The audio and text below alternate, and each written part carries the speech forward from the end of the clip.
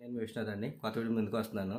మీలో చాలామంది బిజినెస్ చేయాలి, సొంతకాలం నిలబడాలి ఇలాంటి ఆలోచనలు ఉంటాయి. దయచేసి పూర్తిగా నా వీడియో చూడండి. మీకు జాలి, దయ, కరుణ, మానవత్వం ఇలాంటి బ్యాడ్ హ్యాబిట్స్ ఉంటే దయచేసి బిజినెస్ వీడియో రాకండి.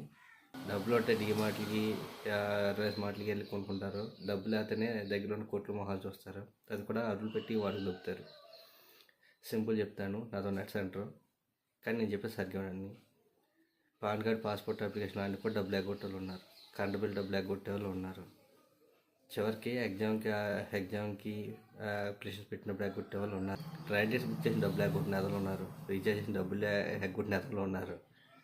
చివరికి జిరాక్స్ దగ్గర డబ్బులు ఎగ్గొట్టిన వాళ్ళు ఉన్నారు. బిజినెస్లో రావాలనుకుంటే మాత్రం గుర్తుంచుకోండి, మీరు కఠినంగా ఉంటేనే బిజినెస్లో రండి. అంతే తప్ప నేను సాఫ్ట్ కార్నర్ పర్సన్ అంటే దయచేసి రాకండి.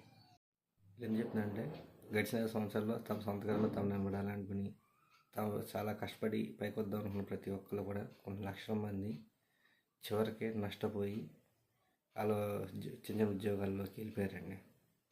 అందుకనే చెప్తున్నాను, దయచేసి మీరు సాఫ్ట్ కార్డ్ అయితే బిజినెస్లో రాకండి.